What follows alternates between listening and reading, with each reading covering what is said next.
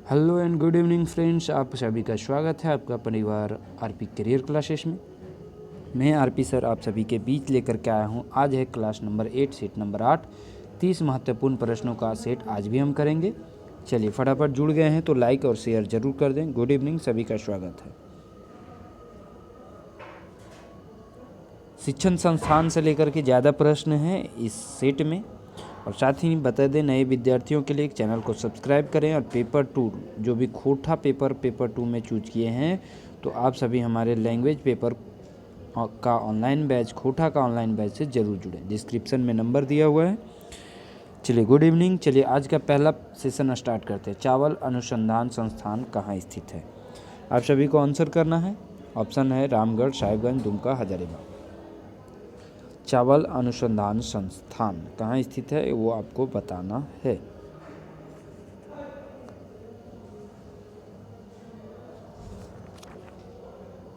चलिए इसका सही आंसर हो जाएगा हजारीबाग। कहाँ हो जाएगा? हजारीबाग। ठीक है। और इसकी स्थापना भी पूछ सकता है, तो इसका स्थापना बता दें कब हुआ था। तो 1980 ईस्वी में।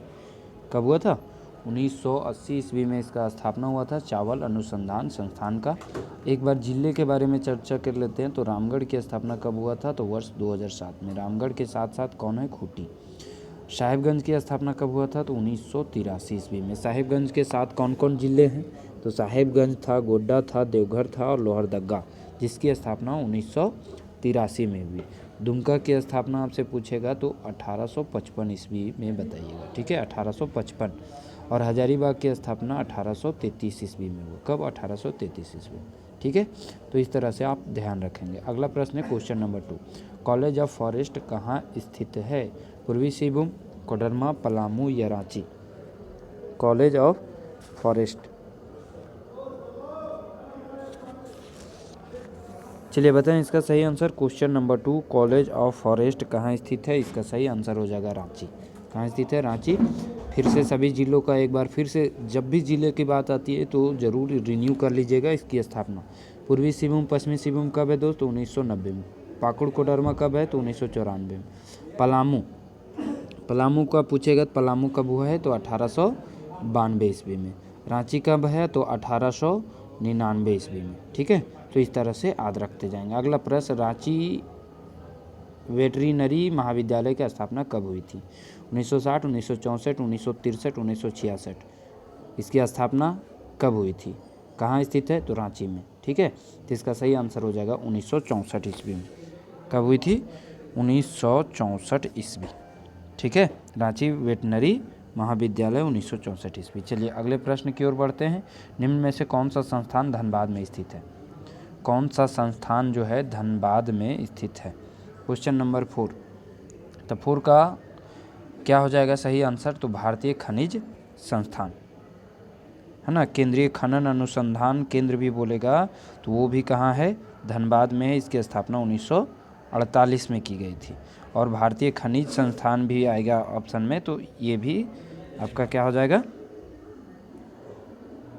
धनबाद में ही होगा। ठीक है। बिरला प्रौद्योगिकी संस्थान ये कहाँ स्थित है? बिरला राजेंद्र चिकित्सा महाविद्यालय ये रांची में है। बिरला प्रौद्योगिकी संस्थान ये कहाँ स्थित है? बिरला। चलिए आप सभी को कमेंट करके बताना है कि ये कहाँ स्थित है। ठीक है, चलिए अगले प्रश्न की ओर बढ़ते हैं। Question number 5। क्वेश्चन नंबर 5 है, नेशनल इंस्टीट्यूट ऑफ टेक्नोलॉजी स्थित है कहाँ? नेशनल इंस्टीट्यूट ऑफ टेक्नोलॉजी कहाँ स्थित है?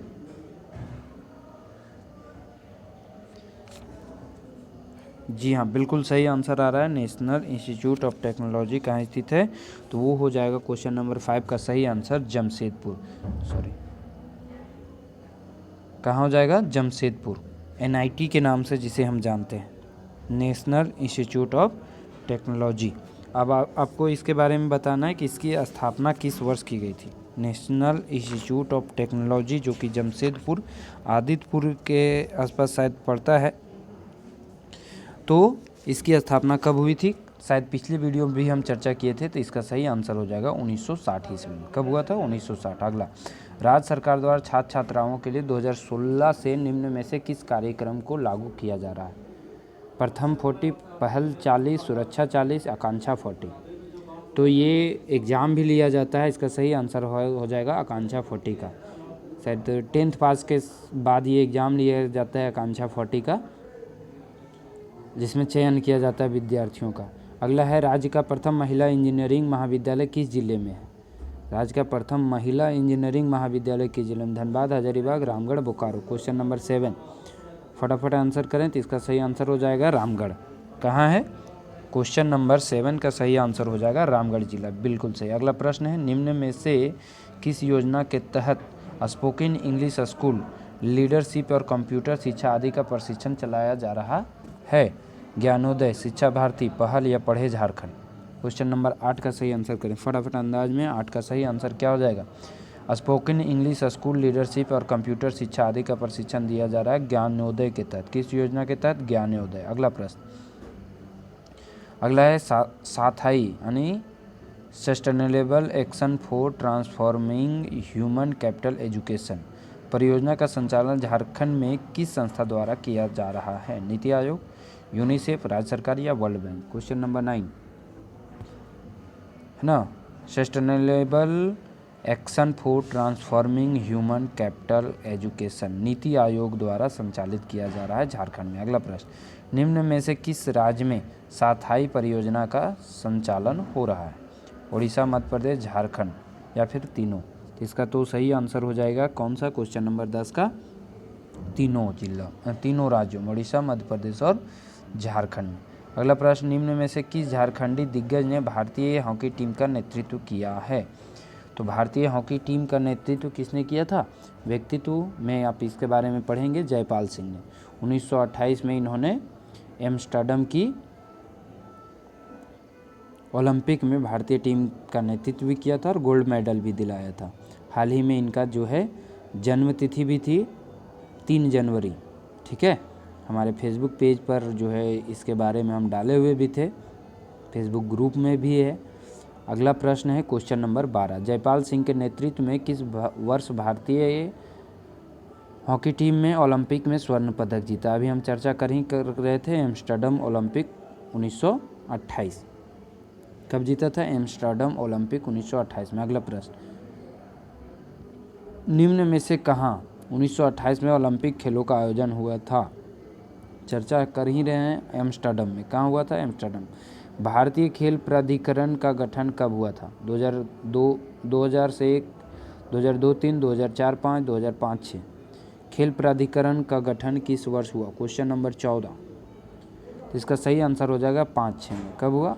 2005, 2006। अगला प्रश्न, निम्न में से कहाँ साई सैग है ना, Sai special area games centre की स्थापना हुई है? Bokaro, Jamshedpur, Ranchi, Dhanbad. Question number 15 number का सही आंसर हो जाएगा रांची में। कहाँ हुआ है? रांची। अगला प्रश्न, निम्न में से किस जिले में तीरंदाजी अकादमी स्थापना हुई है? जामताड़ा, गढ़वा, साहेबगंज, सरायकेला। किस जिले में तीरंदाजी अकादमी की स्थापना हुई है? तो तीरंदाजी, चलिए बिल्कुल सही जवाब आना चाहिए इसका, और वो है सरायकेला खरसावां में। तीरंदाजी में कौन है सबसे फेमस खिलाड़ी? दीपिका कुमारी। आपको पता होगा दीपिका कुमारी किस जिले की रहने वाली है, वो आपको कमेंट करके बताना है, डिटेल बताएंगे। ठीक है, अगला प्रश्न है, झारखंड खेल नीति कब लागू की गई? झारखंड खेल नीति कब लागू किया गया? चलिए बताएं इसका सही आंसर। झारखंड खेल नीति 2005, 2006, 2007, 2008।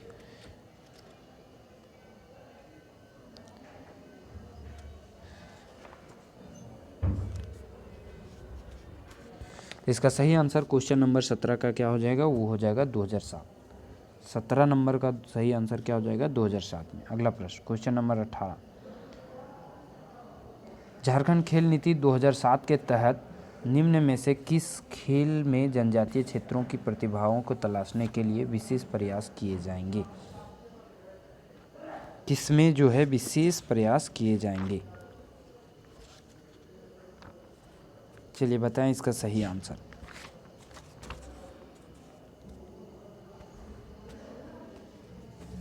हॉकी में, तीरंदाजी में, लंबी दूरी की दौड़ में या फिर ए बी सी तीनों में? इसका सही आंसर क्वेश्चन नंबर 18 का क्या हो जाएगा? तो वो हो जाएगा ए बी और सी तीनों में। बिल्कुल सही। अगला प्रश्न है, राज्य सरकार ने सभी नियुक्तियों में खिलाड़ियों के लिए कितने प्रतिशत आरक्षण की व्यवस्था किया है? खिलाड़ियों के लिए जो है स्पेशल व्यवस्था किया गया है, तो वो कितने प्रतिशत है वो आपको बताना। 1%, 2%, 1.5% या 2.5%? चलिए बताएं इसका सही आंसर। इसका सही आंसर हो जाएगा कितना प्रतिशत? तो 2%। ठीक है, कितना प्रतिशत? 2% जो है आरक्षण लागू किया गया। अगला प्रश्न, झारखंड खेल एवं युवा नीति तैयार किया गया था। झारखंड खेल एवं युवा नीति तैयार किया गया था कब? 2016, 2017, 2018, 2019। झारखंड खेल एवं युवा नीति ये कब तैयार किया गया? इसका सही आंसर क्वेश्चन नंबर 20 का क्या हो जाएगा? तो 20 का सही आंसर हो जाएगा 2018 में। कब? 2018 में। इसके तहत बता दें कि इस नीति में क्या हुआ, 11 से 14 आयु वर्ग के बच्चों को टैलेंट की खोज किया गया है ना, और उसको क्या किया गया? प्रशिक्षण से जोड़ा गया। झारखंड खेल एवं युवा नीति कब ये किया गया था? तो 2018 में। ठीक है, और एक चीज़ और आपको बताएं, खेल विश्वविद्यालय कहाँ खोला जा रहा है? हम पिछले वीडियो में हम चर्चा किए थे। खेल विश्वविद्यालय झारखंड में किस जिले में खोला जा रहा है, बनाया जा रहा है, वो आपको कमेंट करके बताना। चलिए अगले प्रश्न की ओर बढ़ते हैं। The linguistic survey of India पुस्तक के लेखक कौन है? The linguistic survey of India पुस्तक के लेखक कौन है? चलिए बताएं इसका सही आंसर। क्वेश्चन नंबर 21 का सही आंसर क्या हो जाएगा? George Abraham Grierson. George Abraham Grierson. अगला प्रश्न है, जॉर्ज अब्राहम ग्रियर्सन ने नागपुरी को किस भाषा की उपयोली बताया है? नागपुरी की किस भाषा की उपयोली बताया है? कुड़ुक, बंगाली, संथाली या भोजपुरी? चलिए बताएं इसका सही आंसर। Question number 22।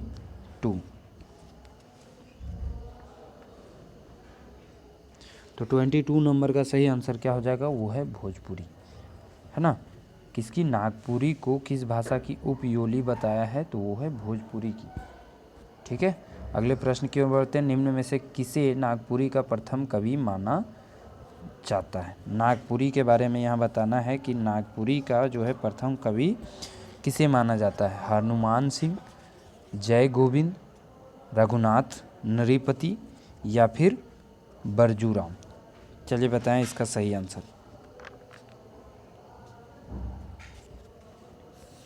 तो इसका सही आंसर क्वेश्चन नंबर 23 का क्या हो जाएगा? वो हो जाएगा रघुनाथ नृपति।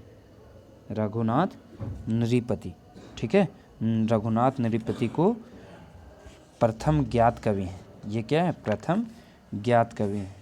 ठीक, चलिए अगले प्रश्न की ओर बढ़ते हैं। महंत घासी किस भाषा के लेखक थे? महंत घासी जो है किस भाषा के लेखक थे?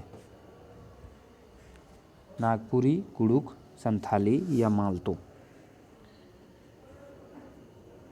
जॉर्ज गियर्सन ने क्या कहा था? भोजपुरी जो है नागपुरी की, भोजपुरी का उपबोली है कौन? नागपुरी। उपयोली उसमें लिखा गया था, सॉरी, उपबोली होगा। ठीक है, चलिए क्वेश्चन नंबर 24 का सही आंसर करें। 24 का सही आंसर हो जाएगा नागपुरी। महंत घासी किस भाषा के लेखक थे? तो नागपुरी। नागपुरी का प्रथम व्याकरण notes on the Ganwari toilet of Lohardaga के लेखक कौन थे? क्वेश्चन नंबर 25 का सही आंसर हो जाएगा कौन सा? BP Kesari, Kali Kumar Suman, Conrad बुकआउट, E.H. Whitley? का सही आंसर हो जाएगा E.H. व्हिटली। कौन? E.H. व्हिटली। अगला, निम्न में से कौन सी बेनीराम माथा की रचना है?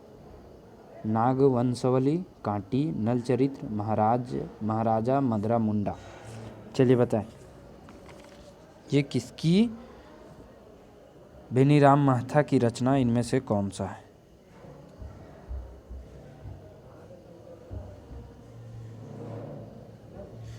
क्वेश्चन नंबर 26 नंबर का सही आंसर हो जाएगा नाग वंशावली। कौन सा? नाग वंशावली। अगला प्रश्न, नागपुरी, फाग शतक, लाल रंजना एवं झूमर के रचनाकार कौन है? घनीराम बख्शी, बीपी केसरी, निगिरधारी राम गोंझू या घासीराम? ये साहित्य में आपको सभी पढ़ना होगा। खोटा साहित्य के भी कुछ प्रश्न बन सकते हैं, नागपुरी के भी बनते हैं, पंच परगनिया हो, संथाली, है ना। तो 27 नंबर का सही आंसर क्या हो जाएगा? वो हो जाएगा घासीराम। कौन? घासीराम। अगला प्रश्न है, कोराम्बे उपाख्यान के रचनाकार कौन है? प्रफुल्ल कुमार राय, डॉक्टर श्रवण कुमार गोस्वामी, घासीराम या दृगपाल राम देवधरिया?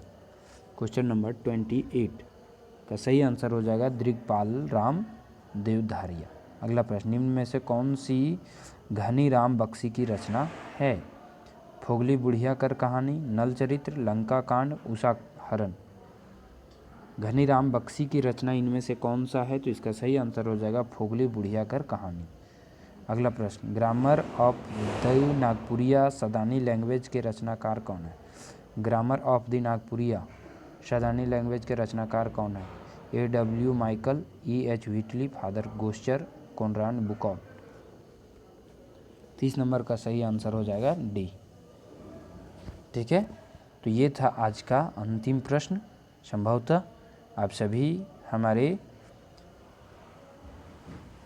चैनल पर लास्ट तक जुड़े हैं तो लाइक करें और प्लीज़ इसे शेयर करें। नए विद्यार्थी चैनल को सब्सक्राइब जरूर करें। थैंक यू, धन्यवाद। और हाँ, खोटा पेपर आपको प्राप्त करना है, नोट्स प्राप्त करना है तो हमारे डिस्क्रिप्शन में नंबर दिए हुए वहाँ से संपर्क करें। थैंक यू, धन्यवाद, गुड नाइट। गुड नाइट सभी को, गुड नाइट।